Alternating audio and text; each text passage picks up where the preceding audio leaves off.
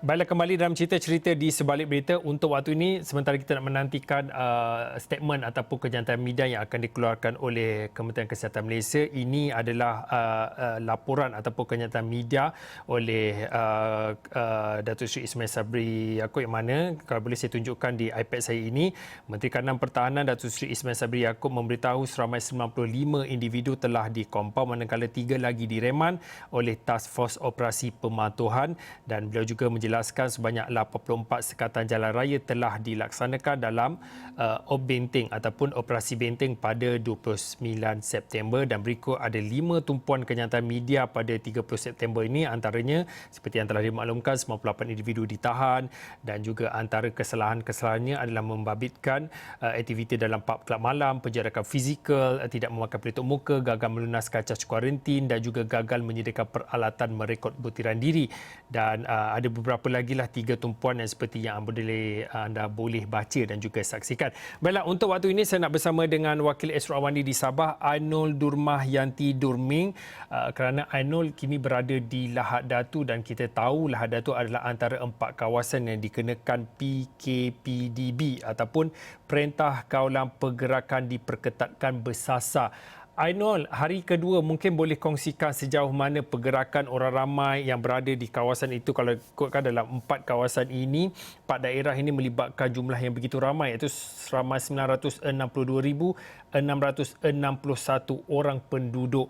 Ainul, hari kedua macam mana pergerakan orang di situ? Bagaimana kadar pematuhan mereka? Kalau boleh kongsikan pada waktu ini. Iya, terima kasih Fauzi.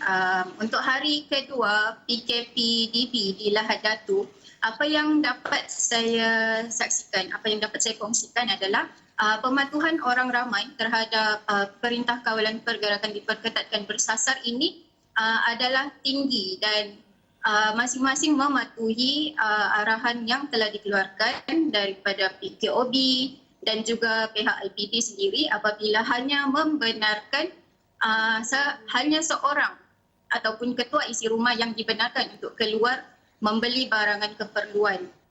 Dan apa yang dapat kita lihat sekarang ini, terdapat 5 sekatan jalan raya ataupun SJR telah diaktifkan oleh IPD Lahad Datu untuk mengekang perjalanan orang ramai dan juga mengekang tumpuan orang ramai dalam satu-satu kawasan, di kawasan tertentu sahaja. Pematuhan dari segi pemakaian pelitup paruh muka, pengambilan suhu, itu semua berjalan dengan lancar. Memang orang kata memang dipatuhi oleh orang ramai, terutamanya masyarakat Lahad Datu. Kalau apa yang disebutkan oleh Ainul tadi, anda boleh ada tadi Kementerian Kesihatan Malaysia KKM ada sempat memuat naik satu gambar ataupun poster tentang langkah-langkah kawalan dan juga pencegahan yang telah dilakukan oleh KKM membendung penularan jangkitan COVID-19. Ini antaranya, yang pertamanya adalah pengesanan kontak rapat kes positif COVID-19, pelaksanaan proses nyakuman dan juga dekontaminasi di lokasi-lokasi yang terbabit, juga pelaksanaan saringan di pintu masuk antarabangsa dan juga domestik, perluasan saringan bagi komuniti, mobilisasi pasukan bantuan, penambah bilangan katil di hospital dan juga penambahan kapasiti makmal perubatan.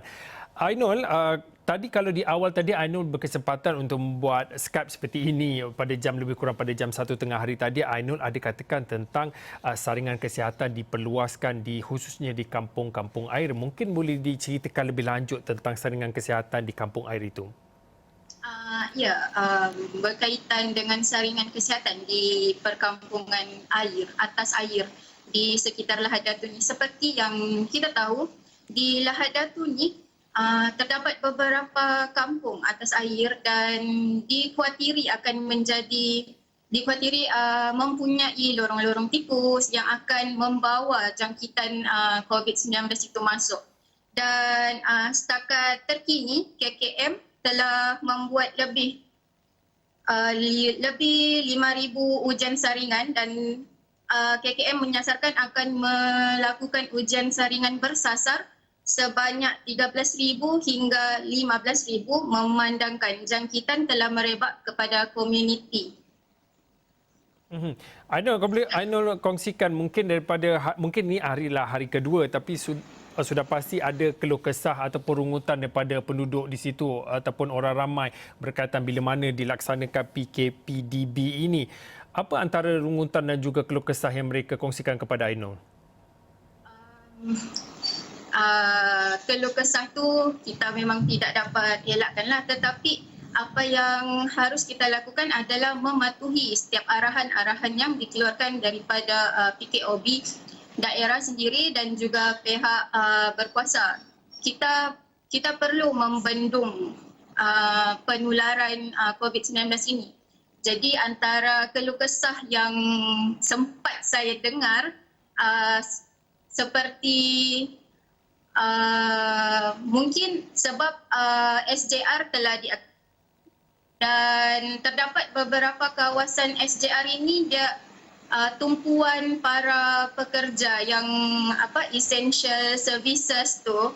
So mungkin diorang terperangkap dalam kesesakan lalu lintas lah, tetapi tidak lama.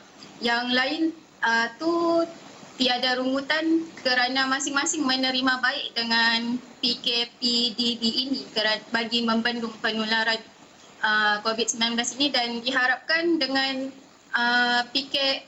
PKPDB ini mampu menurunkan penularan COVID-19 dan seterusnya menjadikan 4 daerah ini hijau kembali.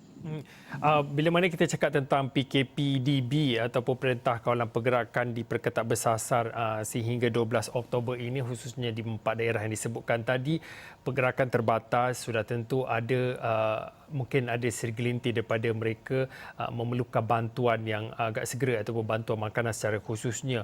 Mungkin boleh dikongsikan di situ bagaimana penyaluran bantuan khususnya di 4 kawasan yang disebutkan tadi?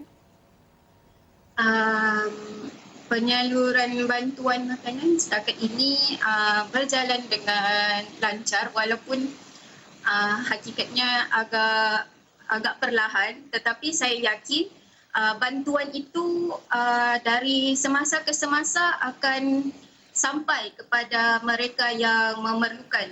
Lebih-lebih lagi yang terjejas pendapatan sewaktu PKPDB ini, dan saya yakin dan percaya NGO di 4 daerah ini serta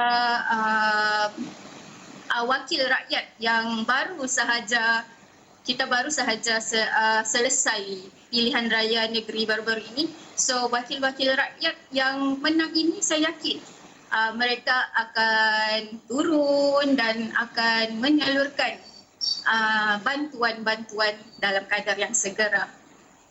Okey, baiklah, terima kasih kepada Ainul Durmah Yanti Durming, Wakil Esro Awani di Sabah atas perkongsian. Hari ini merupakan hari kedua PKPDB ataupun Perintah Kawalan Pergerakan diperketatkan bersasar khususnya di 4 daerah di Sabah, iaitu di Lahad Datu, Tawau, Kunak dan Semporna, meliputi ataupun merangkumi sejumlah penduduk yang agak ramai, lebih kurang 962,661 orang, dan perintah PKPDB ini akan berlangsung dan akan berlangsung sehingga 12 Oktober 2020. Dan pastinya Ainul, jika ada perkembangan semasa dari khususnya di Lahad Datu terkait dengan PKPDB ini, bolehlah kongsikan kepada kami untuk laporan berita awal ini dan pastinya di esroawani.com. Saya kira itu saja untuk waktu ini. Saya Fauzin, kita jumpa lagi.